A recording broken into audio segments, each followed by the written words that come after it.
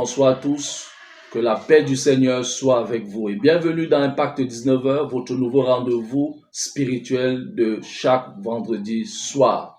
Une émission pensée pour fortifier votre foi, éclairer votre esprit et toucher votre cœur. C'est une émission qui a des rubriques, bien évidemment, des rubriques telles que Instant d'adoration où nous adorons le Seigneur à travers les chants gospel. Des rubriques comme Graines de sagesse où nous citerons la sœur White pour éclairer notre quotidien. Des rubriques comme Message de vie où tout simplement nous partagerons la nourriture spirituelle. Nous aurons des rubriques comme Cœur en prière, moment de prière, temps d'intercession pour confier notre fardeau ou nos fardeaux au Seigneur. Chers amis, ce soir marque un commencement, mais nous croyons que ce commencement portera un impact éternel. Nous vous prions de nous encourager en likant, en vous abonnant et en partageant cette page. Alors, je suis le frère Josias Gamaliel et je suis heureux dans la joie de vous accueillir pour cette première édition. Sentez-vous à l'aise, installez-vous, ouvrez votre cœur, l'émission commence maintenant. Bienvenue dans Impact 19h.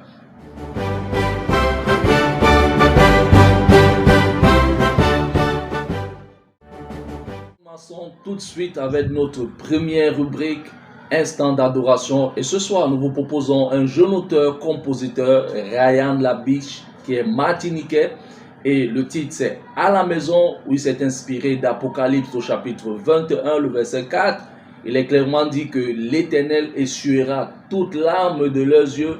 Voilà, nous serons à la maison, il n'y aura plus ni cri, ni douleur. Voilà, toutes les premières choses auront disparu. Voici, toutes choses sont devenues nouvelles. En tout cas, je vous laisse écouter et savourer ce chant. Et tout juste, on se reprend derrière.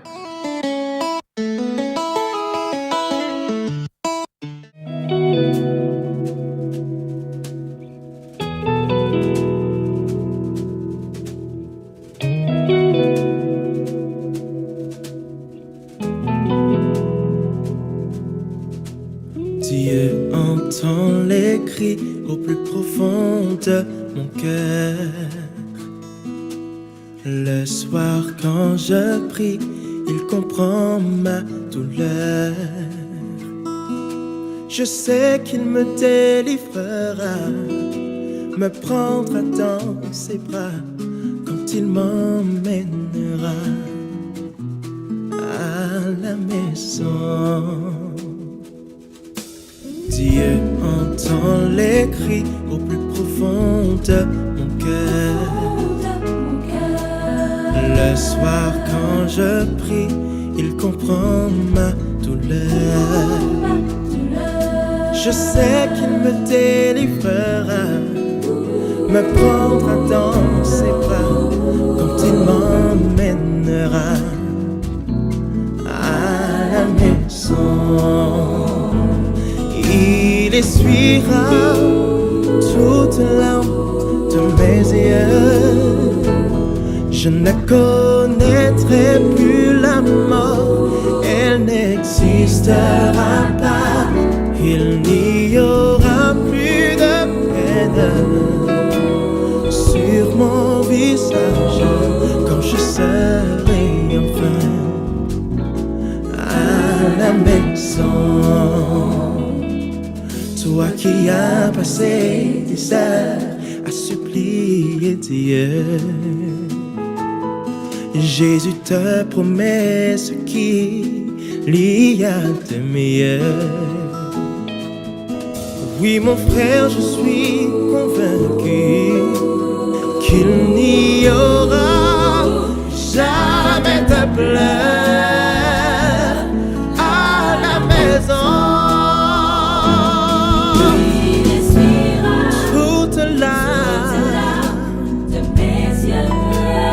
Ne connaîtrai, elle n'existera pas. Il n'y aura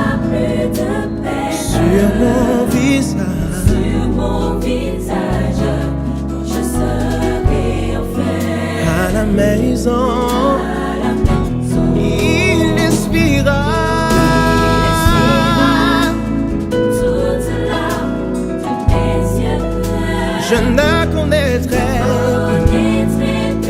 Elle n'existera pas. Oh, oh, oh, oh. Sur mon visage, quand je serai à la maison.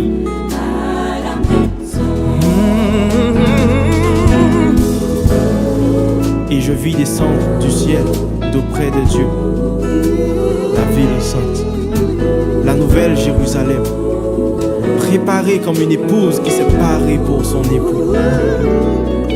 Et j'entendis du trône une voix forte qui disait: voici le tabernacle de Dieu avec les hommes.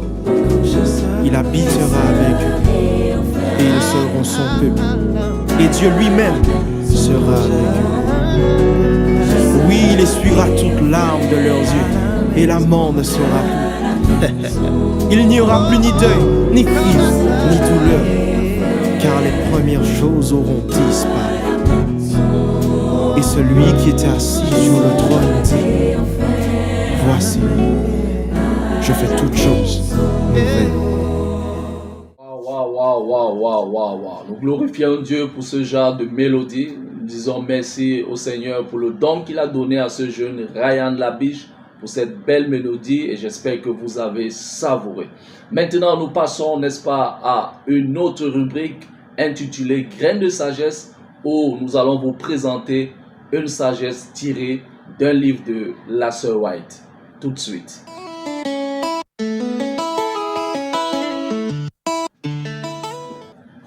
Nous sommes dans la rubrique Graines de sagesse, et la citation du jour est tirée de Le meilleur chemin du livre Meilleur chemin de la sœur White, page 70, où elle dit tout simplement: consacrez-vous à Dieu chaque matin, faites de cela votre tout premier travail. Consacrez-vous à Dieu chaque matin et faites de cela votre tout premier travail.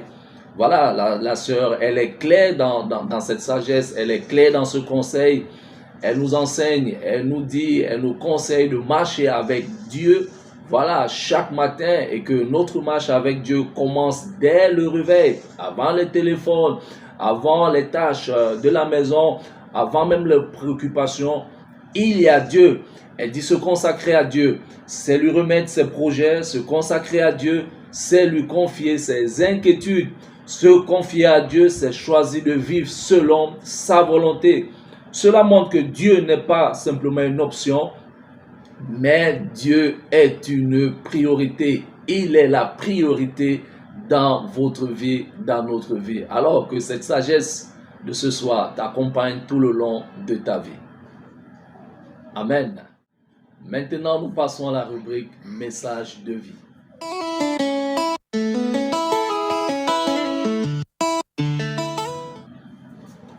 Chers amis, ce soir, comme message de vie, nous avons l'amour du prochain, la preuve visible de notre foi. La nourriture spirituelle que nous partageons ce soir est inspirée de Jean, le chapitre 13, le verset 34 à 35. Où il est dit: je vous donne un commandement nouveau, aimez-vous les uns les autres. Comme je vous ai aimé, à ceci tous connaîtront que vous êtes mes disciples. Je reprends la lecture. Tiré de Jean chapitre 13, le verset 34 à 35, la Bible dit: je vous donne un commandement nouveau, aimez-vous les uns les autres, comme je vous ai aimé, à ceci tous connaîtront que vous êtes mes disciples. Alors l'amour du prochain est un commandement divin, nous devons le connaître comme ça. L'amour du prochain est un commandement divin.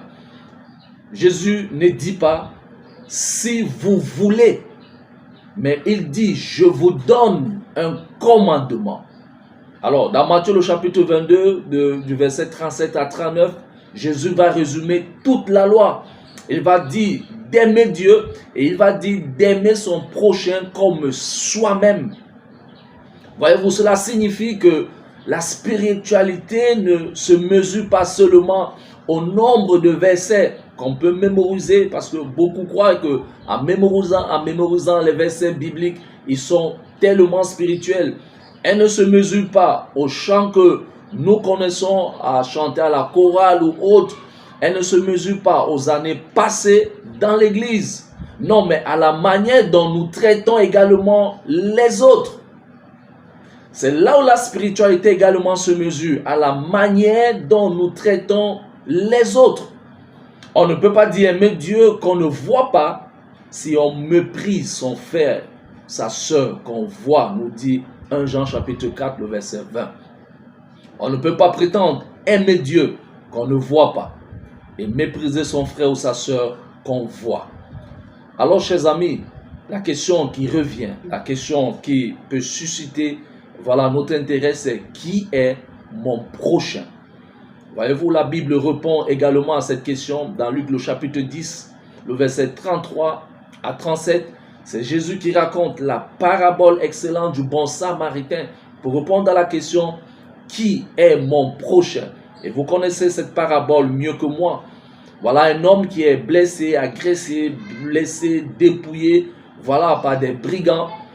Et l'histoire nous dit qu'un sacrificateur va passer et il ne fera rien. Un lévite également passera et il ne fera rien. Mais c'est un samaritain, un étranger méprisé qui va s'arrêter.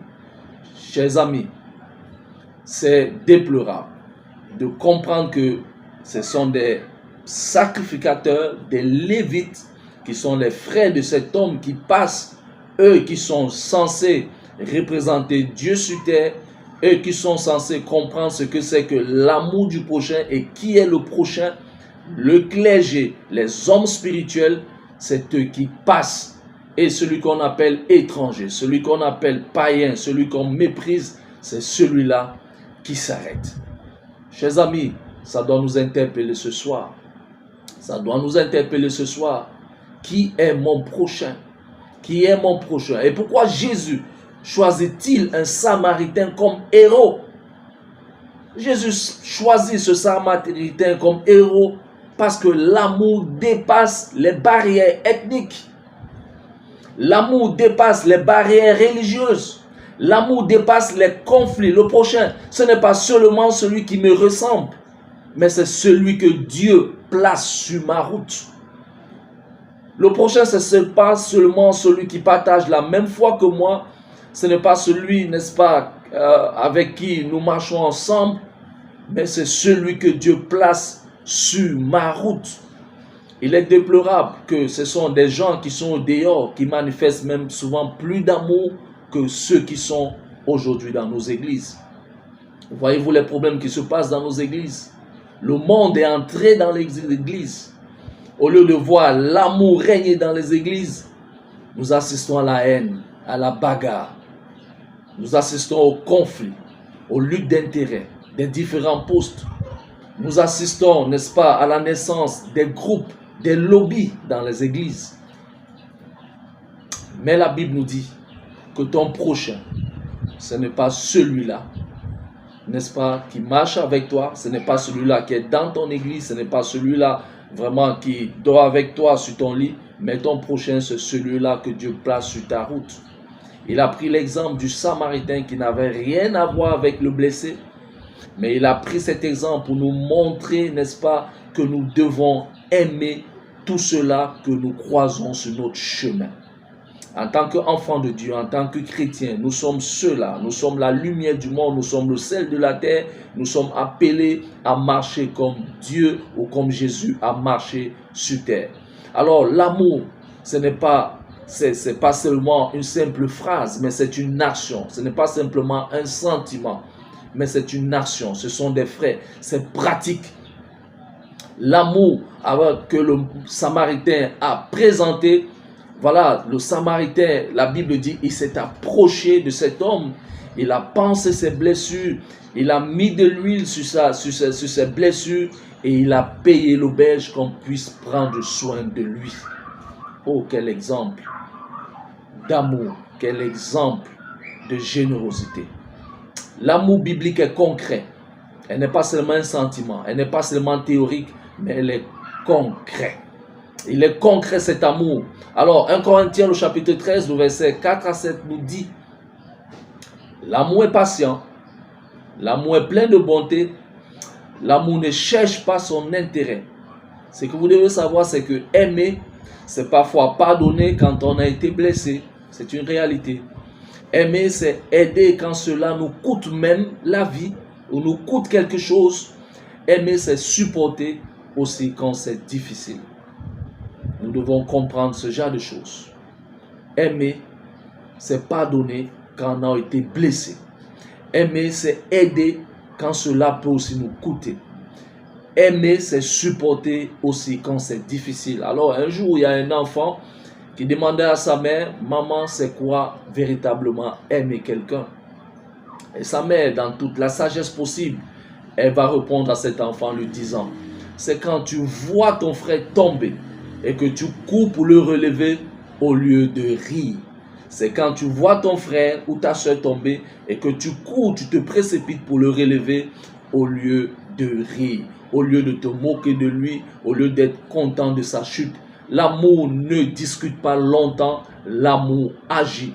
Comme ces Samaritains que Jésus nous présente dans cette parabole, il n'est pas resté pour regarder tous les contours, il a agi directement par générosité, par l'amour qui débordait dans son cœur. Et ce que vous devez savoir de la dimension de l'amour également, c'est que l'amour révèle que Christ vit en nous. Dans Galates, le chapitre 5, le verset 22, alors le premier fruit de l'esprit, c'est l'amour.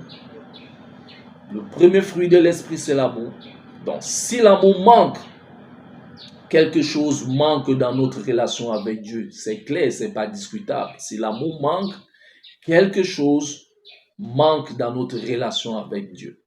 Vous allez voir qu'une église peut avoir une belle chorale, une église peut avoir des beaux bâtiments, une église peut avoir de grandes activités, mais sans amour, elle devient froide. L'amour du prochain est la carte même d'identité du chrétien. Un pasteur peut avoir une belle maison, une belle voiture, mais s'il manque d'amour, il est vide devant de Dieu. Un chrétien peut avoir tout ce qu'il peut avoir comme bien, voilà, comme diplôme, mais s'il n'a pas d'amour, s'il n'a pas la charité, il est comme un raisin qui résonne, qui est vide. Il est vide, il est froid. Donc, chers amis, en ce soir, que l'Éternel nous donne la capacité d'agir comme ce bon Samaritain. Que l'Éternel nous donne la capacité d'aimer. Jésus, lui, il nous a aimé le premier. Sur la croix, il n'a pas seulement parlé d'amour, mais il a démontré. Alors, si nous voulons être aussi des vrais disciples, aimons nos familles, aimons dans l'église, aimons dans nos quartiers, aimons même ceux qui nous blessent, car l'amour du prochain est la preuve visible que Jésus vit en nous. Que l'Éternel bénisse sa parole et que cette parole t'accompagne et t'aide à croître spirituellement. Au nom puissant de Jésus-Christ. Amen.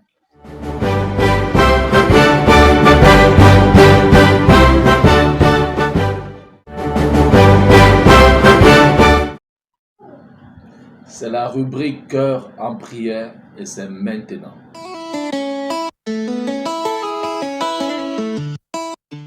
Mon ami, nous sommes à un moment de prière. Nous sommes dans le moment de prière. Je voudrais t'inviter à prier avec moi. Je voudrais t'inviter à reprendre ton âme devant notre Dieu. Je voudrais t'inviter à le faire avec conviction. Quand vous lisez 1 Thessaloniciens chapitre 5, verset 17, il est dit de prier sans cesse. Jérémie 33, le verset 3 dit, invoque-moi et je te répondrai. Je t'annoncerai des grandes choses, des choses cachées que tu ne connais pas. Nous devons invoquer l'Éternel et lui, il nous répondra. Vous savez, beaucoup de prières, beaucoup de puissance, comme on le dit souvent. Peu de prières, peu de puissance. Et pas de prière, pas de puissance du tout. Voilà, nous devons prier. La prière doit être la respiration de l'âme. Je vais donc t'inviter, mon ami, toi qui me suis, à prendre la position qui te sied là où tu te trouves et à humilier ton âme devant ton Seigneur. La Bible dit tout ce que vous demanderez, croyez que vous l'avez déjà reçu, vous verrez cela s'accomplir. Vous verrez cela s'accomplir. La prière, c'est la foi. C'est une action de foi. Car notre Dieu écoute les prières de ses enfants. Je vais te demander d'humilier ton âme alors que je prie ici, que toi aussi tu puisses prier. Éternel notre Dieu, notre Père, toi qui vis et qui règne dans les cieux, toi qui dis et la chose arrive, qui ordonne, elle existe, toi qui as créé ce monde, toi qui nous as créés à ton image, à ta ressemblance, adorable mystère, nous voulons te glorifier. En ce soir, tu nous donnes l'occasion de venir répandre nos âmes, de venir tout te dire. Oh notre Dieu, règne éternellement. Père éternel, en ce soir, nous venons, Seigneur, te dire, te présenter nos fardeaux. Car nous avons des fardeaux.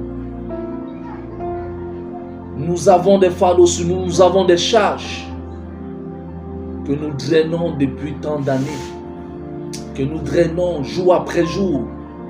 Oh Seigneur, ça tombe bien parce que tu dis que venez en moi vous tous qui êtes fatigués et chargés, je vous donnerai du repos. C'est pourquoi Seigneur, nous savons que nous sommes au bon endroit et au bon moment. Avec tous nos fardeaux, avec nos saletés, Seigneur, avec nos charges, afin que tu puisses nous décharger, que tu puisses nous laver, que tu puisses nous purifier dans le sang précieux de Jésus-Christ. Moi premièrement, et mes amis qui sont aussi en train de prier, mes frères et mes soeurs qui se trouvent, Seigneur, de l'autre côté. Tu connais chacun d'entre nous, Seigneur. Notre Dieu, notre Roi. Nous n'avons que toi, toi seul, avec qui nous puissions prier. Et la Bible dit que tu n'es pas un homme pour mentir, tu n'es pas un homme pour ne pas écouter ce que nous te disons. Tu es notre Père, Yahweh. Seigneur, à présent, alors que tu nous as purifiés, alors que tu es prêt, Seigneur, à écouter ces paroles, Seigneur, nous voulons te présenter la jeunesse d'aujourd'hui. Cette jeunesse chrétienne qui t'aime, mais qui se retrouve, Seigneur, comme embrigadée. Qui se retrouve, Seigneur, conduit en mal par la distraction numérique aujourd'hui. Cette jeunesse, au lieu de mettre l'utile en avant, choisit l'agréable. Je voudrais te prier pour cette jeunesse. Afin que, Seigneur, l'outil numérique ne soit pas, n'est-ce pas, un moyen de perdition. Mais que ce soit un moyen également où cette jeunesse pourra évangéliser, présenter, Seigneur, ton royaume. Je te prie, Seigneur. Alors que le diable utilise le numérique, Internet, pour nous distraire, pour nous amener à faire autre chose. Alors que, Seigneur, c'est toi qui as donné la sagesse. C'est toi qui as donné la sagesse. Afin que, Seigneur, nous puissions également utiliser le numérique, l'Internet. Je te prie, mon Dieu. Tu avais dit à Daniel de sceller le livre pour la fin des temps. Parce qu'à la fin des temps, la connaissance augmentera. Aujourd'hui, à travers l'outil Internet, la connaissance augmentée, nous pouvons utiliser cet outil, Seigneur, aussi pour grandir, croître en toi, dans la connaissance de ta parole. Je te prie, les choses qui étaient cachées, les choses qui étaient seulement réservées aux clergés, aux théologiens, sont ouvertes pour tous. Donne-nous la sagesse, afin que, Seigneur, que nous puissions utiliser cet outil à bon escient. Ne permets pas, Seigneur, que nous soyons distraits et que nous nous éloignions de toi. Je te prie pour cette jeunesse chrétienne, je te prie pour cette jeunesse du monde, qu'elle revienne à toi. Il y a un adage qui dit, si jeunesse savait et si vieillesse pouvait. Je te prie, Seigneur, pour que nous puissions agir selon ta volonté, que nous sachions aujourd'hui et non demain. Je te prie également pour cette famille, Seigneur, qui sont la cible comme la jeunesse du diable. Ces familles, Seigneur, que tu as réunies. Parce que c'est toi qui as institué le mariage. C'est toi, Seigneur, qui as institué la famille. Je te prie pour cette famille. S'il y a une famille qui est brisée aujourd'hui, je te prie, Seigneur, de recoller les morceaux. De remettre l'amour, Seigneur, dans le cœur du mari pour sa femme, de l'amour dans le cœur de la femme pour son époux et de l'obéissance aux enfants pour leurs parents. Que le mari puisse revoir sa femme comme au premier jour, ainsi que la femme voit son mari comme au premier jour. Que ces familles également, comme cette jeunesse, ne soient pas distraites par l'audiovisuel, mais qu'elles puissent accomplir ta volonté dans la prière, dans les vigiles matinales, dans la prière du soir, dans la communion fraternelle. Seigneur, si une famille est brisée, reconstitue-la, Seigneur. Si une famille est en train de se diviser, je te prie au nom de Jésus en ce soir de ressouder les familles chrétiennes. Nous avons, Seigneur, besoin de toi. C'est toi, Seigneur, qui nous a créés et nous avons besoin de ton soutien. Je prie pour quelqu'un. Je prie pour quelqu'un ce soir, toi qui m'écoutes, je prie pour quelqu'un qui a un problème particulier, Seigneur. Je te prie que tu visites ces personnes au travers, Seigneur, de cette émission, afin que les cœurs soient renouvelés, afin que les cœurs reprennent la joie, la force, l'énergie de continuer la marche. Si quelqu'un était courbé, que cette personne soit redressée. Et que nous continuions, Seigneur, à marcher, que nous puissions nous remettre debout sur nos deux pieds. Si j'étais paralysé, Seigneur, que je puisse me remettre sur mes deux pieds pour continuer la marche. Non, abat le découragement. Abat le découragement. Je prie pour toi, mon frère. Je prie pour toi, ma soeur. Ne te laisse pas abattre, l'Éternel est au contrôle.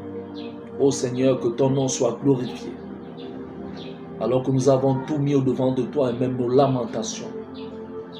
Nous te prions, Seigneur, de répondre favorablement. Tout ce que vous demanderez à l'Éternel, croyez que vous l'avez déjà reçu et vous verrez cela s'accomplir, nous dit ta parole. Que ton nom soit donc glorifié en ce soir. C'est au nom puissant de Jésus. Nous t'avons prié. Amen.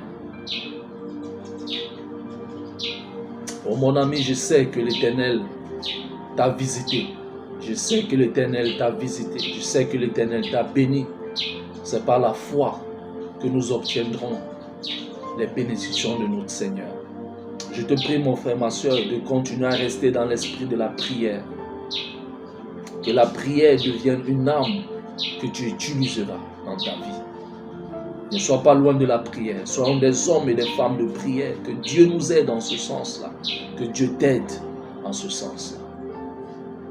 Que l'Éternel bénisse encore ce moment. Au nom puissant de Jésus-Christ. Amen.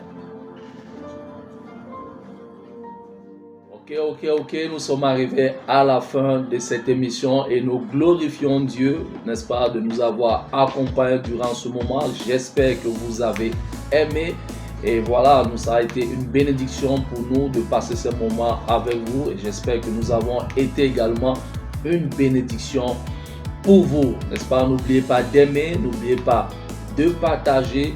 N'oubliez pas de vous abonner à la page, n'est-ce pas, pour que tout le monde également puisse bénéficier de ces moments spirituels. Voilà, c'est fini. À la prochaine édition. D'ici là, n'est-ce pas, prenez soin de vous. Take care of yourself. Goodbye.